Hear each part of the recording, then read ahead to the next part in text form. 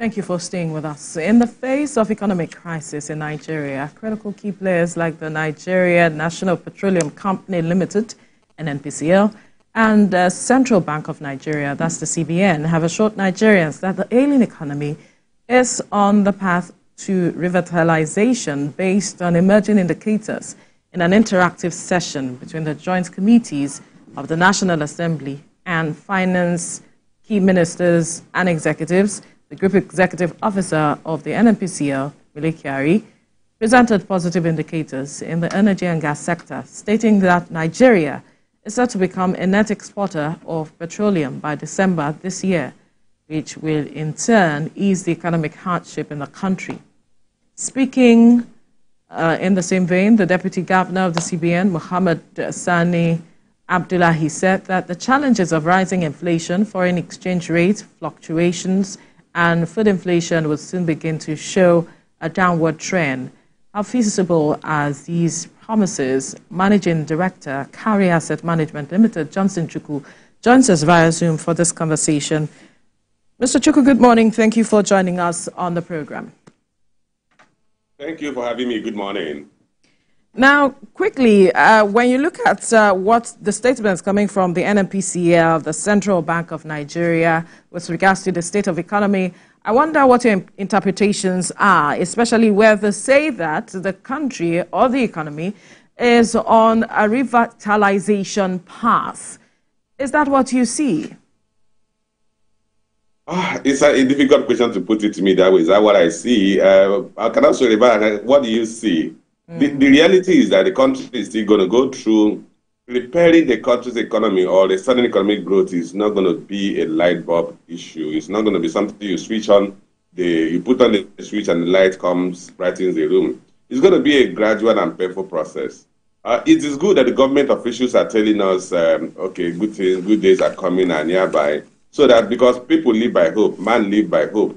So if we are desolate, if we are hopeless, then people could get involved in other vices. But as we speak today, I think it will take some time for the economy to mend. It's better we prepare our mind that it's going to be a tortuous, slow process, but we certainly come out of this current economic quagmire. In terms of what the CBN, what the NNPCL said, that we will grow our crude production to about 2 million barrels or so in a matter of months. We need to ask, where would that additional production come from? Well, are they shutting wells or fields that you are producing 2 million barrels that you're going to reopen and start producing in the next couple of months? I think that would be a tough call. Remember that we've not had any material investment in the upstream oil and gas sector for quite some time. As per CBN's position that inflation will begin to taper, I think that is possible, but not at the rate people will expect based on this statement. There's what you call base effect. As the base keep increasing, as we move towards a period when the base was quite high, additional increases in inflationary rates will not present the same will not be of the same proportion or the same magnitude as the earlier increases. It's very simple. Let me put it this way. If you have an inflation rate that we have today of about 34.19%, year on year, then you need, assuming what led to that was you are talking of from 100 naira to 134 naira 19 kobo. If you have another 134 naira 19 kobo increase, it will now be on 134 naira 19 kobo. So the impact is not going to be 34%. You're going to be talking about something like 20% or thereabout, 25%. So that's what we are going to witness. So we will witness the deflation, but not disinflation. And that's why I said it's going to be a slow and tortuous process to come out of our current economic burn. But we'll certainly come out of it. But I don't think it's something we should expect in a few months or in a few weeks, and people expect they go to the market and they see prices collapse. You go to our crude production will go back to about 2.2 million, 2.5 million barrels. I think that's what you may call being excessively optimistic. I don't know in what direction we've been looking at, because oftentimes, in fact, some people had even come up to say that the current situation we're facing is because it actually started since we discovered oil. And that's why some experts like you have been talking about diversification, which they believe that it's very crucial for Nigeria's economic growth and stability, but requires significant investment and policy support. So how do you think Nigeria can diversify its economy to reduce its reliance on oil exports, which we often talk about, and what importance or opportunities do you think are there in exploring other sectors like agriculture, manufacturing, and services? Okay, I think it's good that I present this use of this opportunity to actually debunk some fallacy about the Nigerian economy. In terms of productive activity, the Nigerian economy is largely diversified. Agriculture accounts for 21% of our GDP. Telecom, ICTs account for about 17% of our GDP. Trade account for 15% of our GDP. Manufacturing, 10% of the GDP. On and on. So you realize that in terms of productive activity, the economy is broadly diversified. The challenge when we talk about diversification is diversification of foreign exchange earnings, which means that Nigeria should export more products than it currently does. And as we speak today, our export of crude accounts for about 81% of foreign exchange earnings from export. And then liquefied natural gas at 9%. So you're talking about 90% coming from export of crude or fossil fuel-related items. And that's what we're saying is highly concentrated. So when we talk of diversification, we're saying, can we begin to manufacture goods that are exported? Can we begin to export our services? What are those things that else we can export? Is it agricultural product? We're going to export solid minerals, so that in terms of foreign exchange, we're not reliant solely on export of crude and fossil fuel items. But having said that, in terms of the impact that what you said is a resource cost that Nigeria has to deal with, yes, prior to the discovery of oil, we were exporting granules, we were exporting cocoa, we were exporting palm oil and palm oil products. And therefore, our export was, granted, it was what you may call extractive industry export, which is what oil is. But it was multiple products we were exporting. Unfortunately, when we found oil, we slowed down or de-emphasized those other products. But the truth is, we are not looking to achieve a lot of mileage from exporting extractive industry products. That is farming products as it were. We need to create an economy that it creates goods that are of quality comparable to what is produced elsewhere, and are produced at costs that are comparable to what is produced elsewhere, so that we become competitive. We must focus on export of finished products. And that's why I say that in terms of diversifying your export earnings, it's not going to be something you get in a few months, because you need to build that productive base that will allow you to produce goods and services that are comparable to what is produced in South Korea, what is produced in Vietnam, what is produced in China, and are going to be produced at costs that are comparable to those products produced in those places. And that's why you can only compete. But in the short term, our redemption, if I have to use that word, in terms of stabilizing our currency, still relies on oil exports. All right. Let me take you up on the matter of we being excessively optimistic with regards to the statement coming from the NNPCL GMD. Recall that recently he declared a state of emergency on oil and gas production to raise output to about 2 million barrels per day, production of 2 million barrels per day.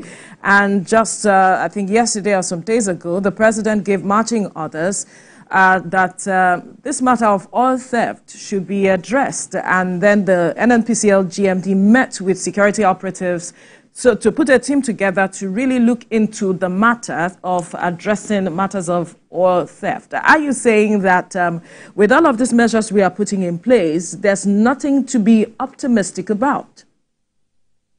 Unfortunately, the reality is that we should be optimistic that government is doing something. But like I said, what we're dealing with is excessive optimism, or what you may call an overstatement of a promise. The reality is that the NUPRC MG, is it Mr. Mela Kyari? Yeah, no. The NUPRC was on television program this week, that is Nigerian Offshore Petroleum Regulatory Commission. That is the one in charge of dams upstream. He said that the losses that we're experiencing in terms of crude theft, maybe about 120,000 to 150,000 barrels a day, and that some of them are actually wrong metering. But assuming that we're actually losing about 150,000 barrels a day from oil theft, then if you add back 150,000 barrels to about 1.25 million barrels, what are you going to get? You're going to get something like 1,375,000 barrels a day. If you add your condensate about 200,000 to 250,000 barrels a day, you're going to be talking about 1.7 million barrels a day at best. And that assumes there's no further breach of pipelines. But why I say that to target 2 million is optimistic is very simple. So for you to produce, you have to explore. When you explore, which means you have to go for an exploratory well, and then if you find crude, you need to bring in the necessary materials. Some of them, if you is going to produce from a deep offshore, you're going to bring in the Christmas tree, which is basically the entire vessel that we have to anchor in the deep sea to start producing. These things are not off the shelf. And then the monies to invest in those things are not there waiting for you. So there has to be exploration. If we had explored and found oil and capped the well, so you can only say, okay, since I already have capped well that can produce 2 million barrels a day, I will just go and open those wells. That's not the case. In terms of our oil and gas sector, particularly the upstream, minimal investment had taken place in that areas in the past couple of years because they were waiting for a definitive fiscal framework, which the petroleum industry had eventually provided. But beyond that, the insecurity we witnessed in that area for decades had driven away investors. Most of the major oil companies have exited their onshore and shallow offshore assets and gone to deep offshore. Some of them have actually exited the country, largely. And you need investments to replace them. And you're not going to replace them overnight. And that's why I said targeting 2 million barrels is optimistic. And maybe in the next couple of years, we'll go back to that. Well, even though the president actually, in one of his daring policies on reform, saying that we have the capacity to generate about 2 billion barrels per day, that's against the 2 million barrels per day, which GMD Mela Kyari mentioned. But if you look at the NNPCL vis-a-vis the Dangote refinery, they're saying that we want to dare the odds, we want to recover, we want to have economic recovery, and then we are doing this and that to ensure that Nigeria becomes, better and atop its, its challenges. But Dangote is telling us now that the NNPCL has reduced its stake to like 70%, no longer holds 20%. 7% rather, I should say, no longer holding 20%. And then we have these refineries, Port Harcourt, Warri, etc., Kaduna. They have actually not come upstream. So exactly what are we putting on the ground to say that, yes, we are truly on the recovery path? Well, I don't know whether that question should be posed to me or those who say that we're going to have 2 million barrels. Based on how you see it. And that we're going to be a net exporter of refined petroleum product in the next couple of, I think they said before December. Our situation is complex, and we need to recognize it's complex so that we will sit down, hold our sleeves, and deal with it. It doesn't help anybody for us to trivialize a complex and difficult situation. As it stands today, like the core of the problem, you will not produce enough crude. That is coming from we have not invested enough in crude production, in oil discovery and crude production because of insecurity and the long time it took us to define the fiscal framework, which is the Petroleum Industry Act. Having said that, so we must deal with those consequences. And those consequences are not going to be eradicated or flipped over in the next couple of months. One, if you talk of the refineries, Dangote has complained it's not getting feedstock. The oil companies are not even producing enough to meet their obligations, contractual obligations. NNPC had borrowed with unproduced crude based on its equity share in the JV ventures and does not have sufficient free stock to supply to Dangote. Even assuming all things being equal that Port Harcourt refinery comes on stream, Port Harcourt refinery is going to struggle with free stock because you really don't have that free crude that will be supplied to Port Harcourt refinery. And the second factor you have to recognize that even when Port Harcourt refinery comes up, did they completely scrap its FCCD fluid category cracking device. If they didn't install a new one, we all know that the current FCCD of the 3 refineries in the country have become obsolete. And I remember what one of the former minister of Petroleum said. He said that, look, the output from a barrel of crude injected into any of the Nigerian refineries was producing products that had value less than the value of the input. So which means that if a barrel of crude is costing now $82 per barrel, by the time you pass them through the current FCCD of Nigerian refineries, because they are obsolete, what you get, the petrol you will get, the diesel you will get, and other byproducts, the value will be far less than $82 per barrel. That it makes sense that we cannot continue to refine them with those refineries. I don't know to what extent they have reviewed those refineries, but we're waiting to see when they come on stream. I think the ministers, one of the GMD of NNPCL said in August that Port Harcourt refinery will start producing. But he's going to face 2 things. One, if they didn't replace the FCCD, we will have suboptimality in terms of what is produced, so we'll be wasting resources. 2, he's going to struggle to have consistent supply of feedstock because we don't have sufficient free crude given our commitments. And that's why I said we need to sit down and realize we have a challenge, focus on how do we incentivize companies that are into upstream to invest more in terms of exploration and production, and so that we will build back our productive capacity or production capacity. We used to produce more than 2.2 million barrels in this country. We were targeting 3 million barrels at some point, but we are down to about 1.25 million barrels, excluding condensate today.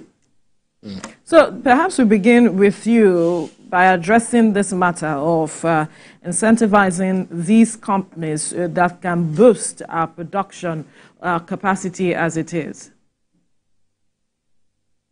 Well, I think the NUPS had actually come up with one of those incentives. They waived the signature bonus, which was very onerous. And waiving the signature bonus means that investors who win the bids, they will focus on their technical competence, their financial competence, and ability to fund production. And if that is the primary focus, instead of what the tax the government is going to get in terms of signature bonus, probably we will be able to settle and select those who have both the technical competence and the financial capacity to when these marginal fuels are awarded to them, or these oil leases are awarded to them, that they will start producing. A lot of instances where licenses were awarded for marginal fuels or oil prospecting leases were awarded. The awardees didn't have, after they had paid the signature, but did not have the money to produce those fuels. So, and that further constrained ability of government to bring in additional production. So that one of those incentives has actually been pronounced. We are waiting that when the bid rounds are concluded, we need to see those winners and need to see the criteria for their selection and be sure that they have those capacity, technical and financial, to produce those wares. And I think in terms of oversight function, the government must also be very stringent in enforcing those oversight regulatory agreements, so that if you don't produce those fuels after a defined timeline, the government may withdraw it from use, given that you didn't even pay any signature bonus.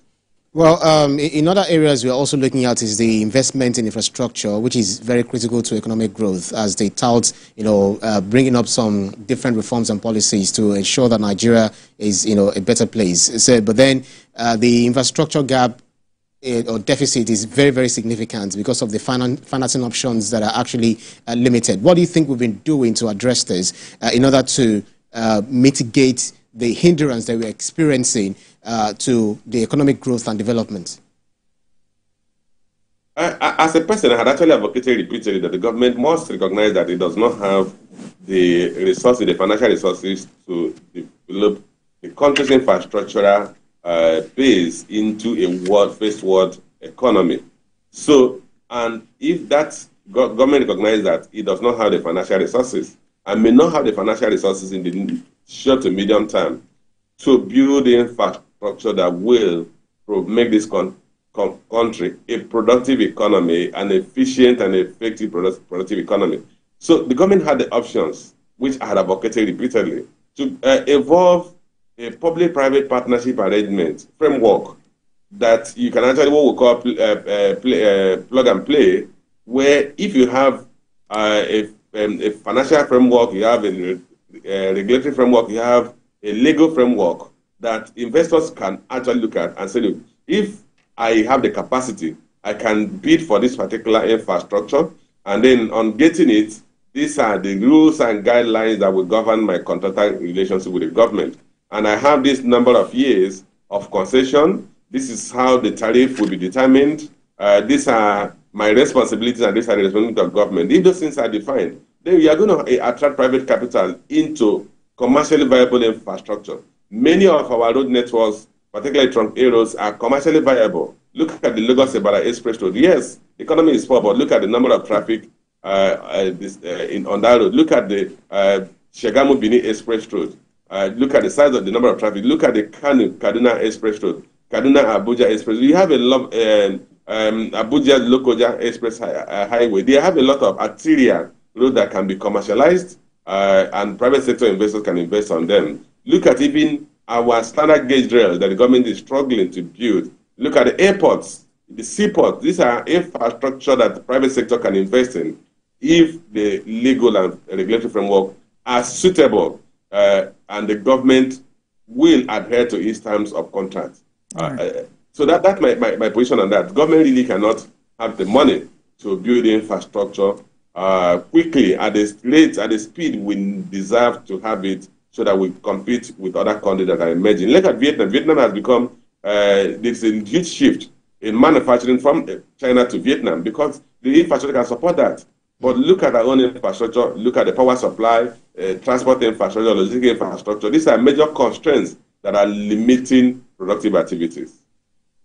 All right, let's look at the matter of the CBN, the deputy CBN governor saying that challenges of rising inflation, foreign exchange rate fluctuations, and food inflation will soon begin to show a downward trend. Just some days ago, I think about 2 days ago, the NBS reported that Nigeria's inflation rate hit 34.19% amid rising food costs. And the deputy CBN governor is hopeful that all of this would take a different turn in no distant time. I am wondering what you think should be done to addressing this matter head on, because Nigerians are groaning as we speak. I would have, if I was among the journalists who got that feed from the deputy CBN, I would have asked what major government had put in place, or the central bank had put in place, to decelerate the inflationary pressure we're witnessing today. But you have put the question to me, so I will try to hazard a guess or make my own thoughts known to the public officials. The problem we are facing today are three-pronged. One is the issue of food production. Food inflation came at a rate of 40.87%, up from 40.66%. What that means is that an average Nigerian household can only afford half of the quantity of food they afforded with their income last year, assuming your income has not increased. So you can see why we're hurting. So if your family used to eat 5 tubers of yam, they can only afford 2.5 tubers of yam. That's the situation with food inflation. And why is this so? The core problem we have with food inflation is that we're not producing enough food. Why are we not producing enough? Not that they have amputated our hands, because food production in Nigeria is still a largely subsistent, coming from subsistence farming. Because the farmers in the major food base of the country are living in IDP, internally displaced persons camps. And because of insecurity, so we need to address the core of the problem, which is insecurity. If we address this security situation in the country, the North Central, the Northeast, and the Northwest, where most food are produced in the country, we are going to bring down food inflation. Two, we have to deal with the pass-through effects of Naira depreciation or Naira devaluation. I had talked about the ability of the countries to stabilize the exchange rate, which is going to come from crude production. If we did not materially improve crude production, then the pressures of our exports not being able to cover our import will subsist. We had a relief in the first quarter where our total export was 19 trillion and our total import was 12 trillion. But that is a blip. We need to have a consistent net current account positive balance, which will come from our export of crude. And that has to be addressed from that point. If you have an improvement in crude production, you're going to have a creation to your reserve, and a creation to your reserve will make you stabilize your currency, and possibly the Naira will appreciate. The partial effect of Naira depreciation on inflationary pressure will moderate. The third factor is injection of liquidity from sharing of park allocations. Yesterday, the paper said, I think, was it this morning I saw it, that the three tiers of government are going to share about 1.4 trillion naira for the month of June. And that's an addition to about 5.7 trillion naira they had shared in the first 5 months of this year. So if you add that, we are talking about 7 trillion naira that we are going to share. And a large component of that is exchange gain, which is not backed by productive activities. I think the government needs to drive towards escrowing the exchange gain because of the inflationary impact. And then, to some extent, ways and means funding of federal government activities by the central bank. If we address these factors I've mentioned, we will begin to see inflation moderate. All right, and that's a fine place to leave the conversation this morning. Managing Director, Kyari Asset Management Limited, Johnson Chukwu, thank you for your time on the program. Thank you for having me. Right.